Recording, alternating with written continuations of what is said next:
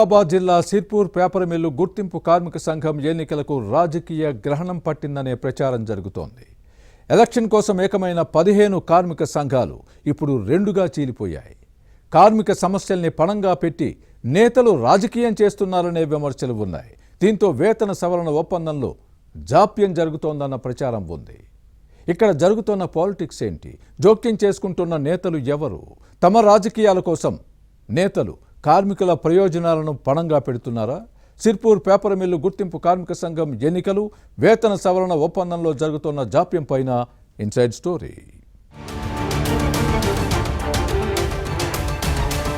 ఆసిఫాబాద్ జిల్లా కాగజ్ నగర్లోని Sirpur paper mill గుర్తింపు సంఘం ఎన్నికల అంశం రోజుకో మలుపు తిరుగుతోంది.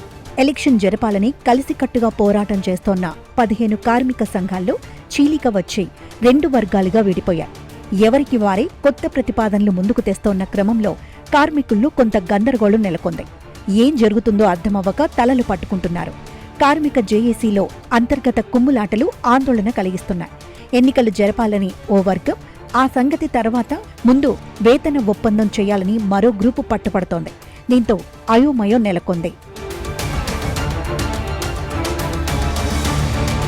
సిర్పూర్ పేపర్ మిల్లులో వర్కర్లు అధిక సంఖ్యలో పనిచేస్తున్నారు.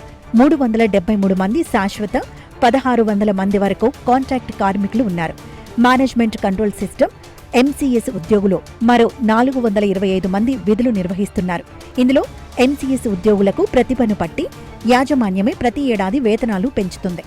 ఇక కాంట్రాక్ట్ కార్మికులకు కనీస వేతనాల జీవోను అమలు చేస్తోంది. శాశ్వత కార్మికులకు మాత్రం ప్రతి 3 ఏళ్లకొకసారి గుర్తింపు కార్మిక సంఘం యాజమాన్యంతో వేతన సవరణ ఒప్పందం చేసుకుంటుంది. 2022లో గుర్తింపు సంఘం లేకపోవడంతో వర్క్స్ కమిటీ ఆధ్వర్యంలో 4 ఏళ్ల కాల పరిమితికి వేజ్ అగ్రిమెంట్ జరిగింది. ఈ ఏడాది మార్చి 31తో అది ముగిసింది. అప్పటి నుంచి వేతన సవరణ ఒప్పందం కోసం కార్మికులు ఎదురు చూస్తున్నారు.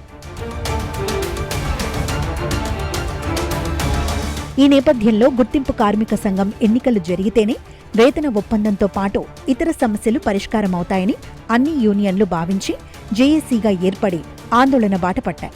కానీ ఎన్నికల అంశం కోర్టు పరిధిలోకి వెళ్లడంతో తీవ్ర జాప్యం జరుగుతోంది. కేసు ఇప్పట్లో పరిష్కారమయ్యే అవకాశం కనిపించకపోవడంతో కొన్ని కార్మిక సంఘాలు జేఏసీ నుంచి బయటకు వచ్చాయి. ఎమ్మెల్యే హరీష్ బాబు, ఎమ్మెల్సీ దండె విఠల్ మద్దతుతో వేతన ఒప్పందం కోసం ప్రయత్నం చేస్తున్నాయి. ఈ క్రమంలో ఎన్నికల కోసం డిమాండ్ చేస్తోన్న ఇతర కార్మిక సంఘాల నాయకులు మాజీ ఎమ్మెల్యే కోనేరు కోనప్ప, బీఆర్ఎస్ ప్రధాన కార్యదర్శి ఆర్ఎస్ ప్రవీణ్ కుమార్ను కలిసి మద్దతు కోరారు. ఒక వర్గం నాయకులకు ఎమ్మెల్యే, ఎమ్మెల్సీలు మద్దతు తెలుపుతుండగా మరో గ్రూపు నాయకులకు ప్రతిపక్ష నేతలకు సపోర్ట్ ఇవ్వడంతో ఇది రాజకీయ వివాదంగా మారుతోంది. ప్రస్తుతం మెజార్టీ కార్మికుల మద్దతు కోసం 2 వర్గాలు ప్రయత్నాలు చేస్తున్నాయి. దీంతో పేపర్ మిల్లు వర్కర్ల పరిస్థితి కరవమంటే కప్పకు కోపం, విడవమంటే పాముకు కోపం అన్న చందంగా మారింది. కార్మికులు ఆర్థికంగా నష్టపోకూడదన్న కారణంతోనే వేతన సవరణ ఒప్పందం కోసం రాజకీయాలకు అతీతంగా మద్దతు ఇస్తున్నామన్నది ఎమ్మెల్సీ దండె విఠల్, ఎమ్మెల్యే పాల్వాయి హరీష్ బాబు మాట. సిర్పూర్ పేపర్ మిల్లు వేతన సవరణ ఒప్పందం విషయంలో రాబోయే రోజుల్లో ఏం జరుగుతుందో చూడాలి.